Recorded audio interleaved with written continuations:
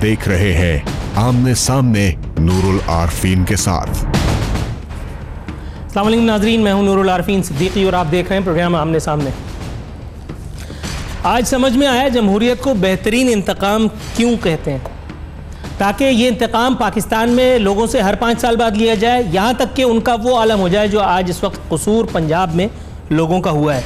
पंजाब में ये बेहतरीन इंतकाम गुज़िश्ता 10 बरसों से लिया जा रहा है। कब तक लिया जाता रहेगा इसका फ़ैसला तो आने वाला वक्त करेगा, ये अल्लाह ताला को पता है, गैब का इल्म अल्लाह के पास है। लेकिन यहाँ सबसे बड़ा मजाक इस सदी का ये है, तरफा तमाशा ये है कि ये इंतकाम लेने वाला जो शख्स है वो अपने आप को वज़ीर आला नहीं खादिम आला कहलाता है। ये खादिम आला इतना टैलेंटेड है कि ये गुज़िश्ता 10 बरसों से 1 दर्जन से ज़ायद वजारतें अपने कंधे पर तने तनहा किसी टार्जन की तरह लेके चल रहा है। चाहे एक वजारत का काम भी ढंग से ना हो, मीडिया मैनेजमेंट टैक्टिक इस बंदे को बखूबी आती है। किराए के चंद एंकर्स, किराए के चंद सहाफ़ी, वो चाहें तो मेरे खिलाफ कोर्ट में चले जाएं, मेरे पास है ही क्या जो मैं उनका कर लूँगा। ये बाकायदा उनसे अपनी शान में कसीदे लिखवाते हैं, उनको हेलीकॉप्टर में, ट्रेन में, जहाज़ में, आबदोज़ में अपने साथ लेके दौरों पे घूमते हैं। वो बेचारे कभी माइक लेकर के इनसे ये पूछते हैं कि आपके पास ये जो आपके टैलेंट है आपको अल्लाह ताला ने कैसे दिया, आप दाल चावल खाते हैं या कोई और चीज़ खाते हैं। इस तरह के बेज़रर सवालात वो इनसे पूछते हैं ताकि इनकी इज्जत नफ्स भी बची रहे और उनका दाल दलिया भी चलता रहे। ये मौसूफ गुज़िश्ता 10 बरसों से सर के दर्द का इलाज टखने के दर्द की गोली से करने पे तुले हुए हैं। इन्हें लगता है कि गवर्नेंस का मतलब है कि metro, orange, red, blue, black, white, हर तरह की ट्रेनें बनाई जाएं, फ्लाईओवर्स बनाए जाएं, पुल बना दिए जाएं, दरख्त उगा दिए जाएं, पहाड़ लगा दिए जाएं। ये पता नहीं कहां से पढ़ के आए हैं, ये किसने इनको बता दिया है। इनके दौरे हुकूमत में पंजाब में एक आम आदमी तो छोड़िए, एक मासूम बच्चे तक महफूज नहीं है। पंजाब इन्हीं के दौरे हुकूमत में मुल्क का क्राइम कैपिटल अगर उसे कहा जाए तो गलत नहीं होगा। हर दूसरे तीसरे दिन कुछ ना कुछ खबर, ये इस वक्त आप अपनी टेलीविजन स्क्रीन पर देख रहे हैं, मैं अपने घर से नहीं बोल रहा, ये खबरें आपको बखूबी बताएंगी कि पंजाब में इस वक्त अमन व अमान की, लॉलेसनेस की क्या सूरत हाल है। तरफा तमाशा ये कि पंजाब के अवाम के सीनों पर मूंग दलने के लिए इन्हें राना सनाउल्लाह जैसा कोना मश्क या नाबीना सियासतदान मुयस्सर है, जो इससे पहले पाकिस्तान पीपल्स पार्टी के खुशामद में लगा हुआ था और जब उनको टिकट नहीं मिला तो उन्हें नवाज शरीफ साहब अच्छे लगने लगे। यह है पाकिस्तान में जमहूरियत कि अगर मुझे नहीं दिया तो मैं खेलने नहीं दूंगा। ऐसी ऐसी दूर की कौड़ियां लाते हैं। इस वक्त पंजाब पूरा मुतासिरा खानदान के साथ है। बेचारी जैनब जिसका मर्डर हुआ, और जैनब ही पे क्यों मौकूफ, वो 11 बच्चियों ने क्या किया था, पूरा मीडिया जैनब जैनब जैनब जैनब चीख रहा है। जैनब को इंसाफ जरूर मिलना चाहिए, पंजाब हुकूमत को कुर्बान कर दो मेरी बला से। मैं शहबाज शरीफ का ना मामू हूं ना वो मेरे मामू हैं। शहबाज शरीफ से एक प्रोग्राम के दौरान उनकी हुकूमत गिर जाए, मुझे क्या लेने देना, अवाम को सुकून मुयस्सर आए। लेकिन ये 11 बच्चियां जो हवस की भेंट चढ़ गई, उनका क्या कसूर था भाई। मुतासिरीन को तिफल तसल्लियां देने में, और सैकड़ों दुनिया की तारीख में जितने नोटिस से अकेले बंदे ने लिए, जितना टाइम पास इसने पब्लिक के साथ किया है, आज तक किसी ने नहीं किया। हर खबर पे नोटिस लेते हैं, ये अलग बात कि वो नोटिस आधे घंटे के बाद रद्दी की टोकरी में चले जाता है। ये इस मासूम बच्ची जैनब जिसको ब्रूटैलिटी के साथ मर्डर किया गया, ये उसके घर पहुंचे थे और ये इतने बहादुर हैं, इतने जरी हैं, हजारों सैकड़ों पुलिस कमांडोज की मौजूदगी में भी रात के 4 बजे गए थे ताकि कोई इनका गिरबान ना पकड़ ले। इनको लगता है कि इनका गिरबान महफूज रहेगा, इनको लगता है कि अल्लाह ताला का इंतकाम इनसे अल्लाह ताला नहीं लेगा। 22 अगस्त की तकरीर तो बहाना थी, वरना अल्ताफ हुसैन के अपने नामा अमाल में इतनी सारी चीजें मौजूद थी कि जिसपे उनकी विकेट डाउन हो गई। इसी तरह से ये वो काम हुआ है कि जिसपे अल्लाह रब्बुल इज्जत ने चाहा इंशाअल्लाह ताला तो आपका और मेरा सब्र निकलेगा। और ये 4 बजे रात के अंधेरे में, अच्छा रात के अंधेरे में ये अकेला ये काम इन्होंने नहीं किया, इससे पहले प्रीवियस आर्मी चीफ और उससे पहले वाले आर्मी चीफ के घर भी जाते रहेंगे या GHQ। रात के अंधेरे में सेटिंग करने में इनको जो मलका हासिल है, इनको कोई बताए कि खुदा के बंदे ये मुंह छुपाने से कुछ नहीं होगा। ये जो लम्हा आ चुका है ये अब टलने वाला नहीं है। लेकिन दाद देनी पड़ती है हमारे लोगों की। इस वक्त सबसे जो अजाब बात है, जो मैं शेयर करते हुए मुझे हिचकिचाहट हो रही है, मैं एक डिक्टेटर की मिसाल देने जा रहा हूं। इस वक्त फेसबुक, ट्विटर, किसी भी जगह समाजी राब्ते की किसी भी वेबसाइट पर आप जाएं, आपको 90s और 80s की ये कहानी जो आपको तस्वीर में नजर आ रही है वो दिखाई जाएगी, जब जियाउल हक ने होलसेल में लोगों को कोड़े मारे थे। मैं उस वक्त बहुत छोटा था, लेकिन मेरी याददाश्त में अभी तक ये सब कुछ मौजूद है। खुले मैदानों में लोगों की इंटरटेनमेंट होती थी, और जिसके ऊपर जुर्म होता था या इल्जाम होता था, वल्लाह आलम, उनको दुर्रे मारे जाते थे। लेकिन इससे एक काम तो होता था कि कम से कम आसपास के सैकड़ों लोग तौबा करते थे उन हरकतों से जिनकी अभी हम बात कर रहे हैं। यह एक फौजी डिक्टेटर का इन्वर्टेड कॉमास में कारनामा था, जिससे हमारी जमहूरी हुकूमतें अल्हम्दुलिल्लाह में महरूम रही हैं और लगता है कि महरूम रहेंगी। ख्वाजा आसिफ साहब फरमाते हैं कि यह निहायत अंदोनाक वाकया है, लेकिन इस पर पॉलिटिकल पॉइंट स्कोरिंग नहीं होनी चाहिए। अल्लाह ताला आपको अकल दे, लेकिन मुश्किल है क्योंकि आपको वजारत मिल गई है। वजारत और अकल एक साथ चलती तो नहीं है। मायजा हमीद साहिबा फरमाती हैं, ये मुख्तसरन मैं आपको बताऊं कि इन्होंने बच्चों के वालिदैन पे इल्ज़ाम लगा करके और अपनी खुलासी कर ली। अगले ट्वीट में ये कहती हैं कि मुझे एहसास हुआ कि मैंने ये गलत ट्वीट दाग दिया, अगर किसी की दिल आज़ारी हुई हो तो मैं माफ़ी चाहती हूँ। मोहतरमा, आप माफ़ी ना भी मांगती तो मैं आपका क्या कर लेता। मुसद्दिक मलिक साहब सोने पे सुहागा, दूर की कौड़ी लाए हैं। वो ये कहते हैं कि इंटेलिजेंस इदारों की भी नाकामी है कसूर का सानिहा, इसलिए इन्होंने एक नादिर शाही एडवाइस जारी की है। वो ये कहते हैं कि अब सियासतदानों और सहाफियों का पीछा छोड़ के इंटेलिजेंस इदारे मुजरिमों का भी तो फोन टेप करें। मैं इंटेलिजेंस इदारों से कहूंगा कि अगर इनका कोई फोन टेप किया है, अल्लाह और रसूल के वास्ते उसको पब्लिक कर दें, ताकि इनसे हमारी जान छूट जाए। आखिर में ब्रेक पर जाने का वक्त हो चुका है। मुख्तसरन ये बताऊं, शहबाज शरीफ साहब ने बहुत ज़बरदस्त काम किया है, अल्लाह ताला उनसे पूछेगा। बच्चों से ज्यादती के वाक़यात का सद्देबाब वज़ीर आला हाउस में खुसूसी डेस्क कायम करके इन्होंने दे दिया है। नाज़रीन, यहाँ वक्त हुआ है एक मुख्तसर से कमर्शियल ब्रेक पर जाने का। ब्रेक लेंगे तो अपने मौजू पर अपने मेहमानों का तारुफ आपसे कराऊंगा।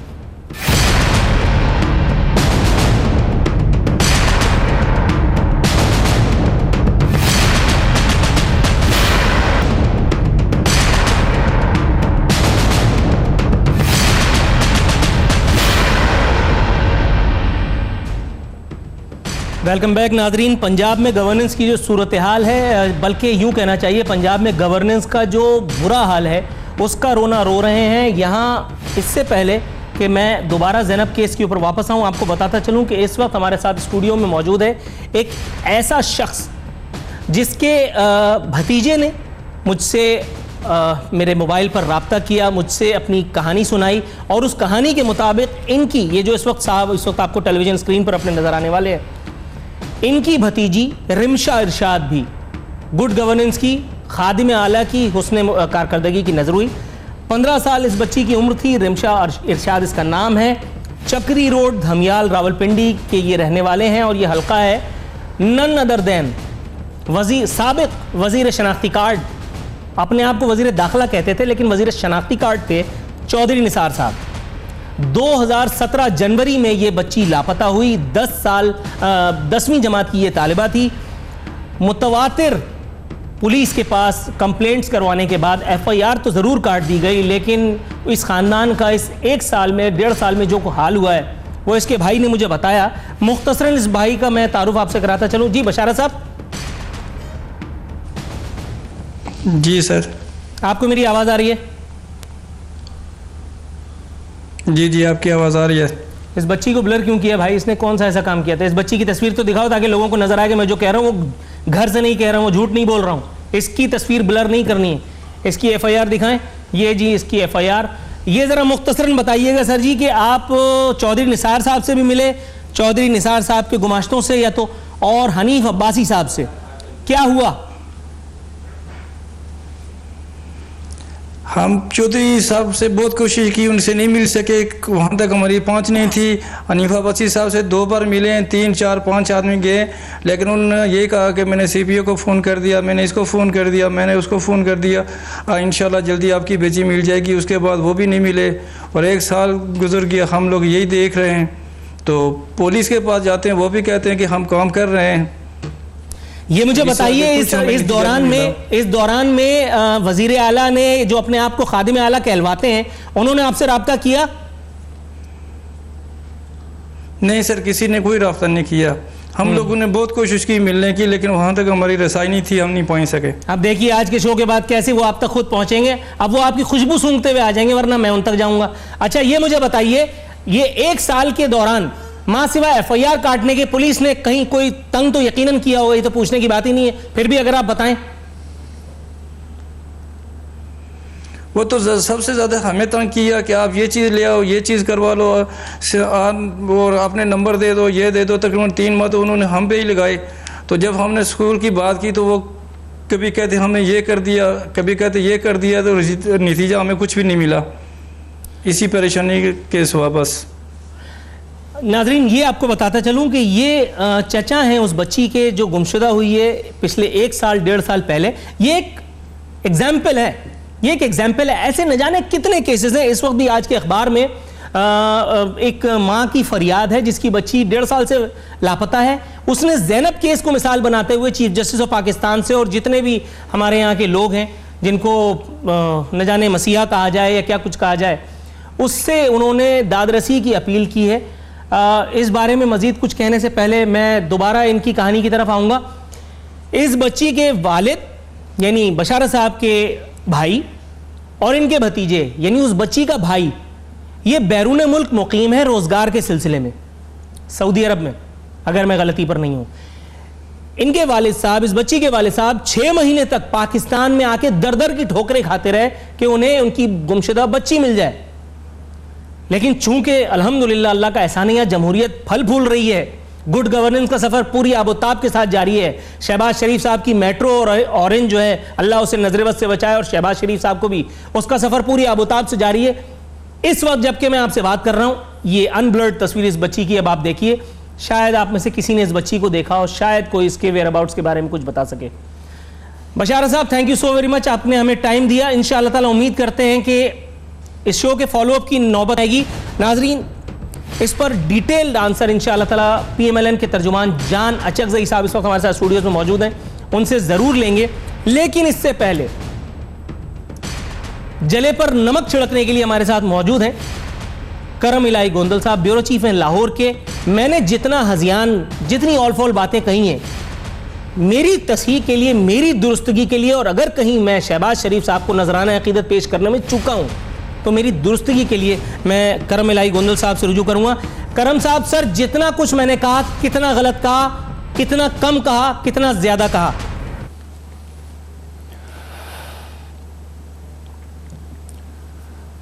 नूरुल आरफीन साहब, मसला असल में ये है कि जुल्म की हुकूमत है और झूठ और मलमाकारी का जो है वो दौर है। हमारा फोकस उन कामों पर ज़्यादा है जिनको सैटेलाइट के ज़रिए देखकर, तस्वीरें बनाकर दुनिया को बताया जा सके कि हमने कितनी तरक्की कर ली है। आप जो तनकीद करते हैं, आप जायज़ तनकीद करते हैं। आपने दरिया को कूज़े में बंद करने की कोशिश की है, लेकिन मेरी ये कोशिश आज होगी कि बजाय तनकीद के इस मसले का हल और इसके जो बैकग्राउंडर्स हैं उन पे बात की जाए। वो क्यों तस्वीर दिखा रहे हैं? कोई भी जो इशू होता है ना जी, एक आपने डिस्कस करना है कि इशू क्या है, उसके साथ आपने डिस्कस करना है कि इस इशू की वजूहात क्या हैं, फिर तीसरा आपने डिस्कस करना है कि इस इशू का हल क्या है। इशू सबके इल्म में है कि एक ज़ैनब नहीं, उसके साथ कई बच्चियां हैं। मेरी आपकी बेटियां जो है वो महफूज नहीं है इस समाज में, इस माशरे में। ये बुनियादी इशू है। ज़ैनब नहीं है, उसके साथ बेशुमार और बच्चियां भी हैं। हाँ जी, क्या कहते हैं? ये है इशू। इस इशू की वजूहात क्या है? वजूहात इस इशू की ये हैं कि आपका पुलिस सिस्टम इतना करप्ट और गला सड़ा है कि वहां पे किसी की दादरसी हो नहीं सकती। हमारे लिए बड़ा आसान है। मैं कल से ये सुन रहा हूं कि जुडिशियल सिस्टम को अटैक किया जा रहा है। वो जो एक कंटिन्यूटी है कि पहले भी जो है वो जजों को निशाना बनाया किसी और वजह से, अब फिर जुडिशियल सिस्टम पे आ रहा है कि जुडिशियल सिस्टम लोगों को छोड़ देता है। मेरे भाई, जुडिशियल सिस्टम से पहले इंटेरोगेशन होती है पुलिस की, फिर प्रोसिक्यूशन होती है। आपने पहले इंटेरोगेशन और प्रोसिक्यूशन को ठीक करना है। जज तो वो बड़ा मशहूर मुकालमा है ना जी कि जज को पहले दिन से पता होता है, वो तो आखिरी दिन तक जो है वो सबूत के इंतजार में बैठा रहता है। तो सबूत तो आपने पेश कर रहे हैं, आपके सिस्टम ने पेश कर रहे हैं। इस सारे मसले का हल क्या है? हल सिर्फ बड़ा बुनियादी सा है। वजीर आला साहब, खादमे आला साहब से मेरी दस्त बस्ता गुजारिश है कि वो डीपीओ लगाना छोड़ दें, वो पैनल अपने पास बुला के इंटरव्यू करना छोड़ दें कि डीपीओ मैं लगाऊंगा, वो आईजी का काम है, उसको करने दें। और आईजी जो है वो डीपीओ लगाएगा, डीपीओ अपने एसएचओ लगाएगा, और एसएचओ को ये एतमाद दिया जाएगा कि तुम्हें ना किसी ब्यूरोक्रेट का, ना किसी हाई पुलिस ऑफिशियल का, ना किसी पॉलिटिशियन, एमपीए, एमएनए, मिनिस्टर का फोन आएगा, ना तुम्हें किसी बड़े सहाफी या किसी एंकर का फोन आएगा कि फलां को छोड़ दो, फलां मेरा बंदा है। अच्छा सर, तफसीली गुफ्तगू इंशाअल्लाह ताला प्रोग्राम के बाकी हिस्से में भी आपसे होती रहेगी। जान अचकज़ई साहब के पास जाऊंगा। जान साहब, प्रोग्राम में आपको खुशामदीद कहता हूं। सर, अनफॉर्चुनेटली प्रोग्राम का टॉपिक ऐसा है कि यहाँ तनकीद के डोगरे बरसाने के अलावा और कोई ऑप्शन नहीं है, तो प्लीज माइंड मत कीजिएगा। लेकिन जरा मुझे यह बता दीजिए सर, खादिम आला की इस नादिर शाही परफॉर्मेंस के बाद पंजाब की धरती ने कोई दूसरा भी तो पैदा किया होगा जिसके गले में यह तौक डाला जा सके जिसे वजारत आ जाता है। देखिए, आपकी यानी मीडिया की मुनाफकत देखिए कि ये वाक़यात सिर्फ पंजाब में आप हाईलाइट कर रहे हैं, बाकी सूबों में जो हो रहे हैं नहीं हाईलाइट कर रहे हैं। ये हमारा एक बड़ा मसला है। आज हम ये डिबेट कर रहे हैं।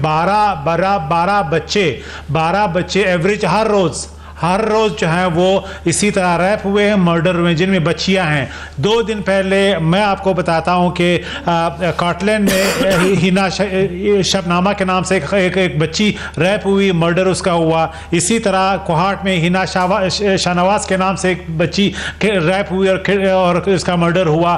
तो आज के दिन 12 बच्चे जिनमें बच्चियां भी शामिल हैं हर रोज़ पाकिस्तान में होते हैं। फीडोफीलिया पाकिस्तान में स्कूलों में में कोई भी इस पर डिबेट करने के लिए तैयार नहीं है। हम चूंकि पंजाब में तख्त लाहौर में इंटरेस्टेड हैं, चूंकि रेटिंग में इंटरेस्टेड हैं, हमें जो है सिर्फ एक केस हमारे सामने है और उसी पे हम फोकस कर रहे हैं। और बाकी सर, इंतहाई अदब और एहतराम के साथ आपकी गुफ्तगू में मुखिल होने की मैं जिसारत करूंगा।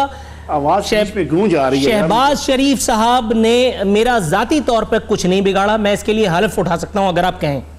दूसरी बात यह कि यह पहला वाकया नहीं है। आप जो वाकयात बता रहे हैं यकीनन उसमें उसकी सदाकत में कोई दो राय नहीं समझता मैं, लेकिन जनाब मन, यह कसूर वीडियो स्कैंडल भी तो पंजाब में ही हुआ था। वहां पे कसूर वीडियो स्कैंडल के जो कसूर बिल्कुल पंजाब में वो भी तो नून लीग के एमपीए तक पहुंचे थे। मैं ये कह रहा हूं प्रॉब्लम सिर्फ कसूर में नहीं है, प्रॉब्लम इससे बहुत बड़ा है। आपका फोकस अगर कसूर पे है तो इस प्रॉब्लम का हल नहीं आने वाला। पूरे पाकिस्तान में जब हम बात कर रहे हैं स्टैटिस्टिक्स आपके सामने आ नहीं रहे, कोई रिपोर्ट नहीं कर रहा है। आपकी बात दुरुस्त है, बलूचिस्तान में होता है। आपकी बात दुरुस्त है। अगर हम सर आपकी बात दुरुस्त है, लेकिन बनाना है जिस तरह हमारे सियासी मुखालफीन चाहते हैं। सर आपकी बात दुरुस्त है, लेकिन अगर इस वक्त बात करने के लिए ही सही, आपका व्यू पॉइंट जानने के लिए सही, गवर्नमेंट की परफॉर्मेंस को इवैल्यूएट करने के लिए सही, अगर हम केस स्टडी बना रहे हैं पंजाब को, तो आपको एतराज क्यों है? सर, हम बलूचिस्तान पे भी इंशाल्लाह प्रोग्राम कर लेंगे, सिंध पे भी कर लेंगे। इस वक्त जैनब केस और वो 11 बच्चियां जिनके नामों से भी कोई वाकिफ नहीं है, अगर हम उस पर बात कर रहे हैं तो आपको एतराज क्यों? आप कतरा क्यों रहे? राना सनाउल्लाह को रिमूवल क्यों नहीं दिया गया? एतराज है, मुझे इसलिए एतराज है कि जहां ड्यूटी आप लगा रहे हैं राना सनाउल्लाह और शहबाज शरीफ की, वो आप मीडिया की भी जिम्मेदारी है कि चाइल्ड प्रोटेक्शन और अवेयरनेस के लिए, राइट्स के लिए उन्होंने क्या प्रोग्राम किए, क्या कैंपेनिंग किए। आज पूरे साल 360 दिन एक धरने पे आपका फोकस रहा, शादी और इश्क पे फोकस रहता है। इसी तरह हम सोसाइटी की मैं बात करता हूं, हमारे सोसाइटी ने खुद इसके लिए क्या किया, जो हमारे सर मैं आपकी तरफ आता हूं। मैं पहले फैयाजुल हसन चौहान साहब की तरफ चला जाऊं। फैयाज साहब, आपको मेरी ऑडियो क्लियर आ रही है? इसी तरह जहां पे जान साहब, सर आपसे निहायत एहतराम के साथ आ रही है जी आवाज। अच्छा जान साहब, सर ये मुझे बताइएगा, फैयाजुल हसन चौहान साहब, आप भी जान अचकज़ई साहब की इस आरा से मुत्तफिक हैं कि मुझे जाती तौर पे कोई बोझ, कोई अनाद है शहबाज शरीफ से, या करम इलाही गोंदल साहब का वो कुछ ले गए हैं, या फैयाजुल हसन चौहान और पीटीआई का उन्होंने जाती तौर पर कुछ बिगाड़ा है? इस वक्त अगर हम बात कर रहे हैं तो बजाय इसको तामीरी तौर पर लेने के, इसको क्यों नेगेटिव लिया जा रहा है? क्यों बार बार हमारी तवज्जो किसी और तरफ की है? आपकी बात नहीं की, इंडिविजुअल की। मैंने जान साहब, मैं आपकी बात समझ चुका हूं, मैं आपकी बात समझ चुका हूं। काइंडली अलाउ फैयाज साहब टू रिस्पॉन्ड। जी सर। नूरुल आरफीन एक ही शहर में एक साल के अंदर 12वीं बच्ची कूड़े के और कचरे के ढेर से नहीं मिली, बल्कि 22 करोड़ आवाम की अखलाकी, सियासी, समाजी सोच जो है वो कचरे के ढेर से मिली है, पहली चीज़। और दूसरी चीज़, इन लगातार 12 बच्चियों के साथ जो वाकया हुआ 1 साल के अंदर, मेरा ये जी चाहता है कि मैं उनके साथ खादम रिजवी साहब वाली ज़बान ही नहीं बल्कि मुमताज़ कादरी साहब वाला अमल भी उनके साथ दोहराऊं। सिर्फ अमली काम करने वालों के साथ नहीं बल्कि इंतज़ामी और सियासी तौर पे भी जो है ना, इन 12 बच्चियों के साथ जो ये एक मनहूस किस्म का, एक वहशियाना किस्म का, दर्दनाक किस्म का जो एक्ट हुआ है, उसके लिए जो जिम्मेदारान हैं उनके साथ खादम रिजवी साहब वाली ज़बान और मुमताज़ कादरी साहब वाला अमल जो है ना दोहराने को। ये तो एडवाइजेबल नहीं होगा, ये तो एडवाइजेबल नहीं होगा। काइंडली पॉइंट पर आए सर। सुने मेरी बात सुन लें।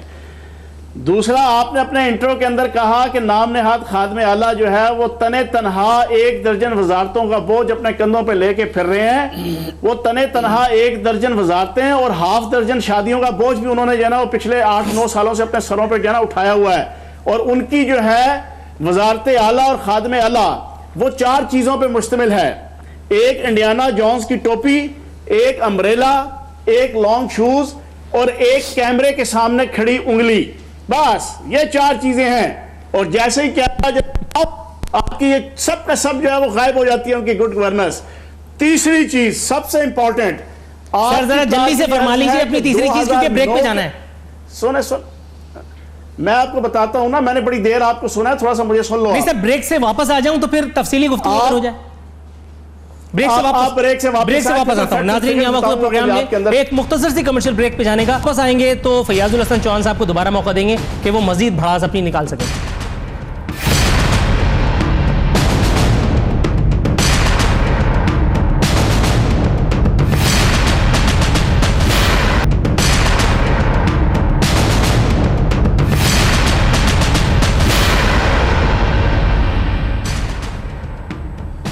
वेलकम बैक नाजरीन। फयाजुल हसन चौहान साहब से इंतहाई माजरत के साथ कि मैंने उनसे वादा किया था कि मैं उनकी तरफ आऊँगा और उन्हें अपनी भड़ास निकालने का मौका दूंगा, लेकिन यहाँ कान में प्रोड्यूसर साहब की आवाज़ किसी सूर की तरह से बज रही है और उन्होंने मुझे पहले से आगाह कर दिया कि ड्यूरेशन नहायत कम है। इसलिए मैं करम साहब की तरफ जाऊँगा। करम साहब, सर ये मुझे बताइएगा, मुनाफकत का जिक्र किया जान चकज़ई साहब ने, मीडिया की मुनाफकत का, जो रेटिंग के उसूल के लिए इस एक मामले को इन्वर्टेड कॉमास में बिलावजह उछाल रहे हैं।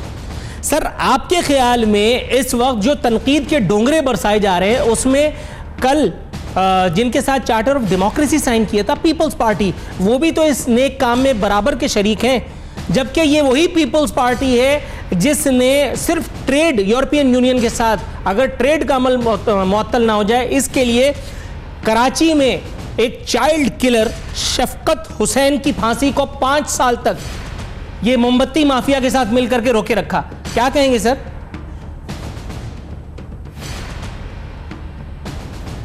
नूरुल आरफीन साहब, मुस्लिम लीग नून में अगर कोई 2-4 बंदे मुझे अच्छे लगते हैं ना तो उसमें जान चकज़ई साहब शामिल हैं। मेरे बड़े भाई हैं, बहुत अच्छे, बड़े मोहतरम हैं। आज मेरा ख्याल है कि हमें ना सियासी वाबस्तगियों और अपने नज़रियात से हटकर किसी ज़ैनब, किसी लाइबा, किसी कायनात, किसी अक्सा, किसी तैयबा के वालद की हैसियत से बात करनी चाहिए, तो ये ज़्यादा बेहतर है। मीडिया की मुनाफकत ओवरऑल जो जिक्र किया जान चकज़ई साहब ने, मेरे भाई मैं ये अर्ज़ करता चलूँ कि कसूर के 2 थानों की हदूद में 1 साल में 8 बच्चियों के साथ जो है वो इस तरह का जुल्म हुआ है, और उसमें से 6 बच्चियों का जो वो DNA रिपोर्ट है वो एक ही मुल्ज़म की निशानदेही कर रहा है। क्या पाकिस्तान के किसी और ज़िले में एक ही शहर में 2 थानों की हदूद में इतने ज़्यादा वाक़यात हुए हैं जो हमें जो है वो मीडिया को मुनाफकत का जो इन्होंने तमगा दिया है। अच्छा, रह गई खादमे आला की कारकर्दगी की बात, भाई मैं अभी बड़ी अहम बात बताने जा रहा हूँ आपको। अभी जब हम प्रोग्राम कर रहे हैं तो मुझे जो है वो मेरे डेस्क ने बताया है कि रायविंड में जहाँ पे वजीर आला जो है वो बड़े चीखते दहाड़ते एक हॉस्पिटल में गए थे जहाँ पे एक औरत ने एक बच्ची को जो है वो हॉस्पिटल के बाहर जन्म दिया था। ये अभी चंद महीने पहले की बात है। फिर उसके बाद उसमें 40 बेड्स का जो है इजाफा किया। 2 दिन पहले वजीर आला ने इफ्तिताह किया है। अभी थोड़ी देर पहले वहां पे फयाज नाम का एक बंदा अपनी बीवी को लेकर गया, 2 घंटे वहां पे बिठाए रखा। 2 घंटे बाद उन्होंने कहा जी कि डॉक्टर भी नहीं है और दवाई भी नहीं है और आप किसी और जगह चले जाएं। शिफ्टिंग के दौरान जो है वो बच्चा मां के पेट में मर गया। ये कारकर्दगी है इनकी। फिर ये कहते हैं हमसे कि हम पे तनकीद ना करें, मलमाकारी है, झूठ है, फरेब है, इसके अलावा कुछ भी नहीं है। खुदा की कसम, टू बी वेरी ऑनेस्ट, इन हो तमाम रही है। बातों का जवाब तो कोई नहीं होना चाहिए मां सिवाय इसके कि आदमी सरेंडर कर दे, हाथ उठा दे। लेकिन फिर भी चूंकि आप मेरे मौजूद मेहमान हैं और आप अपना एक मौकफ रखते हैं, मैं आपसे गुजारिश करूंगा आप प्लीज कुछ कहें। देखिए, पहली बात तो ये कि मसाइल कहाँ हैं। मसाइल स्ट्रक्चरल हैं जो हमें सोचना है, उस पर डिबेट करना है। क्या मैं इंटेलिजेंस गैदरिंग की जो पुलिस का निज़ाम है उसको डिफेंड कर रहा हूँ? नहीं, पूरे पाकिस्तान में मसला है, वरना ये वाक़यात होते, उसकी वाक़यात होने से पहले हो जाते या उसको बाद में प्रिवेंट करते इमीडिएटली।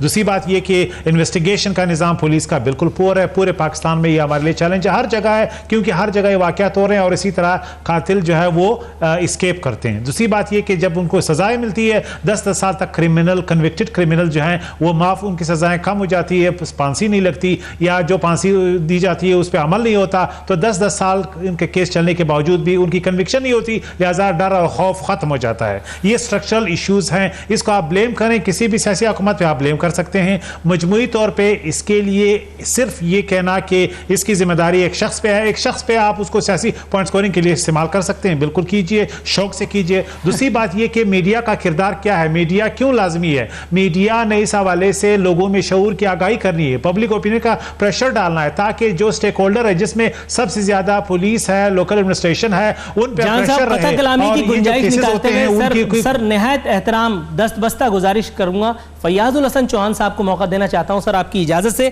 फैयाज साहब, मीडिया की जो रोल की बात की है जान अचकज़ई साहब ने, और किसी हद तक दुरुस्त भी है, मीडिया के एक सेगमेंट ने अपना रोल दुरुस्त तौर पर अदा तो किया है, मतलब वो बाकायदा प्रो गवर्नमेंट खबरें चला रहा है। एक साहब ने, मैं नाम नहीं लेना चाहूँगा वरना उल्टा केस ही कर देंगे, मेरे पास तो केस से निकलने के पैसे भी नहीं हैं, उन्होंने आज अपना यानी मैं क्या कहूँ, उन्होंने एक छोटी सी IT फर्म का तस्करा किया जो उनकी मिल्कियत है, और उन्होंने खादिम आला को ये पेशकश की है कि जनाब मैं आपको ये सिस्टम फ्री ऑफ कॉस्ट देने के लिए तैयार हूँ। तो सर ये इनिशियल तो फ्री ऑफ कॉस्ट ही होगा, यानी पंजाब के लिए फ्री ऑफ कॉस्ट हो जाएगा, लेकिन उसके बाद फिर शुरू होगा मामला कीमतों का। इसी तरह का एक नादिर शाही नुस्खा सिराज दुर्रानी साहब ने, सिंध के जो डिप्टी स्पीकर है रादर, उन्होंने पेश किया। उन्होंने ये कहा कि यहाँ जो कुत्ते हैं सिंध में, उसे मारने के बजाय एक्सपोर्ट कर दिया जाए। ये हर काम में पैदागिरी क्यों ढूंढती है पाकिस्तानी कौम? माजरत के साथ देखो, अगर तो सिराज दुरानी साहब की जो प्रपोजल को आप मान लेंगे कि आवारा कुत्तों को जो है ना एक्सपोर्ट कर दिया जाए, तो फिर पाकिस्तान के अंदर ये सारे करप्ट सियासतदान और हुक्मरान तो फिर पाकिस्तान के अंदर नज़र नहीं आएंगे, सारे बाहर के मुल्कों में ही आपको नज़र आएंगे जो है ना, पहली चीज़। दूसरी, आपकी इत्तला के लिए अर्ज कर दूं, 2008 के अंदर आपकी ह्यूमन राइट्स कमीशन ने एक रिपोर्ट पेश की पंजाब के हवाले से। उस रिपोर्ट में उन्होंने पिछले 5 साल जो है ना 2013 में इन्होंने पेश की, 2008 से 2013 के 5 साल पंजाब हुकूमत के बच्चे और बच्चियों की ज्यादती के ऊपर मबनी उन्होंने सैकड़ों केसेस पेश करके पंजाब का नाम ज्यादतिस्तान रखा था। यह मैं 2013 की रिपोर्ट बता रहा हूं आपको। आपकी इत्तला के लिए अर्ज है, पिछले 10 सालों के अंदर बदकिस्मती से पंजाब बदकिस्मती से जो है वो इस नाम नेहाद कातिल आला की सरपरस्ती के अंदर वो ज्यादतिस्तान बन चुका है। लेकिन ये साहब बहादुर क्या करते हैं, ये कैमरे लेके जाते हैं, और जो बच्चे या बच्ची की इज्जत तो लुटी होती है उस खानदान की, अपनी जनाब प्रोजेक्शन के लिए कैमरे ऑन करके सर पे टोपी रख के और उंगली का इशारा करके चंद दिनों के लिए जो है वो DPO, CPO या SHO को मुअत्तल कर देते हैं। और किसी एक केस के अंदर भी मैं दावे से कहता हूं कि किसी एक केस के अंदर भी जो है वो कल्प्रेट्स को सजा नहीं हुई। मैं आपको एग्जांपल पेश करूंगा KPK की। 4 मशहूर जमाना केसेस हुए। एक आपका जनाब मानसरा के अंदर एक बच्ची के साथ ज्यादती हुई आज से 1.5 साल पहले, एक मशाल के साथ जो है वो कत्ल हुआ, एक शीमेल थी या खातून जो आपकी जनाब फैयाज साहब निहायत अदब और एहतराम के साथ आपकी गुफ्तगू में मुखल होने की इजाजत चाहूंगा। बहुत मुख्तसर सा दौरानिया रह गया। करम इलाही गोंदल साहब, सर ये मुझे बताइएगा, टाइम की भी कमी है, ये मुझे बताइएगा, एक कॉलम से कुछ इक़्तिबास आपकी खिदमत में पेश कर रहा हूँ, तबसरा फरमा दीजिए। रऊफ क्लासरा साहब किसी तारुफ के मोहताज नहीं, मारूफ साफ़ी तज़कियाकार हैं, लिखते हैं शहबाज शरीफ ने पंजाब में एक और मॉडल पेश किया कि पुलिस और DMG को घर की बांदी कैसे बनाना है। उन्होंने ग्रेड 17 के अफसर को ग्रेड 19 की पोस्ट देकर खरीद लिया, जूनियर तरीन अफसरान डिप्टी कमिश्नर लगा दिए गए। जिस जैनब के बाप ने इंसाफ के लिए शहबाज शरीफ या उनकी एडमिनिस्ट्रेशन के बजाय आर्मी चीफ और चीफ जस्टिस से अपील की है, यह अपील शहबाज शरीफ के इख्तियार के 10 साल बाद की गई। ब्यूरोक्रेसी और पंजाब के हुक्मरानों के लिए इससे ज्यादा शर्म की बात क्या हो सकती है कि 10 साल इख्तियार के बावजूद भी एक बाप को अपनी बेटी के इंसाफ के लिए हुक्मरानों और वजीर आला के बजाय आर्मी चीफ से रुजू करना पड़े। सर, आपका तबसरा। मेरे भाई जान अजगजई साहब इस वक्त जो है वो पंजाब हुकूमत का दिफा कर रहे हैं, उनकी पार्टी है। फयाजुल हसन चौहान साहब KPK के जो है वो कलाबे मिला रहे हैं तारीफों के, क्योंकि उनकी पार्टी है। मैंने पहले अर्ज की थी कि अगर हम जो है वो ज़ैनब, कायनात और लाइबा और अक्सा के बाप बन के बात कर ले तो ज़्यादा बेहतर होगा, और मैं उनके बाप की हैसियत से बात कर रहा हूँ। मेरी बेटियाँ, मेरे घर में 2 बेटियाँ हैं और मुझे उनका बार बार ख्याल आता है। आपने जो है ना ये जो अभी कॉलम का हवाला दिया है और वो जूनियर्स को सीनियर पोस्टें देकर ये जो फायरिंग हुई है कसूर में, अब जान अजगजई साहब फिर परेशान हो गए कि मैं क्या बात कर रहा हूँ। मेरे पास हर चीज़ के सबूत भी हैं और मैं हवाले भी दे सकता हूँ। ये जो फायरिंग हुई है इसमें जो मुलविस लोग हैं वो कौन थे? वो वहाँ की डिप्टी कमिश्नर के पर्सनल सिक्योरिटी गार्ड्स थे, पुलिस के मुलाजिम थे, लेकिन वो डिप्टी कमिश्नर की पर्सनल सिक्योरिटी पर मामूर थे। डिप्टी कमिश्नर की इजाजत के बगैर, उसके हुक्म के बगैर वो फायरिंग नहीं कर सकते थे। उनको DPO भी कहता तो वो फायर नहीं खोलते। तो मुझे ये बताया जाए कि वो डिप्टी कमिश्नर कौन है? सर, ये आपने एक और विंडो ऑफ अपॉर्चुनिटी खोल दी। एक minute please please please, Nurul Arfeen साहब मुझे बात करने दीजिए प्लीज। ये 8 साल इस खातून की टोटल सर्विस है, उसमें से 6 साल वो किस शख्स के साथ उसके जाती स्टाफ में रही है और 2 साल में उसके 2 जिलों में डिप्टी कमिश्नर का उसको ओहदा मिला है और उसके पर्सनल सिक्योरिटी गार्ड्स ने जो है वो फायरिंग की है, बंदे मरे हैं। उसका नाम क्यों नहीं आ रहा, उससे क्यों नहीं प्रोब किया जा रहा? और इस केस में जो 5वां बंदा फायरिंग में मुलव्वस था, पुलिस रिपोर्ट में उसका नाम शामिल है, फयाज बुखारी, उसको क्यों छोड़ दिया, उसको क्यों नहीं पकड़ा जा रहा? आप अगर कुरेदते जाएंगे तो बहुत से मसाइल हैं, बहुत से मामलात हैं। मैं फिर कह रहा हूं जान अचकजई साहब ये यकीन दिला सकते हैं कि वजीर आला DPO लगाना छोड़ देंगे, IG को इख्तियार देंगे कि वो DPO लगाए, IG DPO को इख्तियार देगा कि वो SHO लगाए, और SHO को ये एतमाद दिया जाएगा कि उसको किसी का फोन नहीं आएगा, वो मेरिट पे काम करे। SHO मेरिट पे काम करना शुरू हो जाएगा, खुदा की कसम 80% क्राइम खत्म हो जाएगा। मैं ऑन ग्राउंड रियलिटी की बात कर रहा हूं। मेरी बात खत्म हुई। ये ज़ैनब के बाप की, ये कायनात के बाप की, ये लाइबा के बाप की बात थी। मोअज़्ज़िज़ मेहमानों का मैं इंतहाई मशकूर हूँ कि उन्होंने अपनी मसरूफियत के बावजूद हमारे प्रोग्राम में शिरकत बख्शी, हमारे प्रोग्राम को। नाज़रीन, प्रोग्राम के अख्तामी मरहले में यहाँ नफीसा शाह साहिबा, पीपल्स पार्टी की सेक्रेटरी इत्तलात का एक बयान। साने कसूर पर वालिदैन और शहरियों का एहतजाज फितरी था, शहबाज और राना सना मुस्ताफ़ी हो जाएं। नासिर हुसैन शाह साहब सिंध के वज़ीर इत्तलात फरमाते हैं शहबाज शरीफ काम नहीं एक्टिंग करते हैं। सर, शहबाज शरीफ साहब एक्टिंग भी कहाँ करते हैं? हम इसी बात का तो रोना रो रहे हैं कि शहबाज शरीफ साहब कुछ तो करें। दूसरी बात, नफीसा शाह साहिबा को यह गलतफहमी कैसे हो गई कि शहबाज शरीफ और राना सनाउल्लाह महज 2 किलिंग्स पर जो उस मुजाहरे पर फायरिंग के नतीजे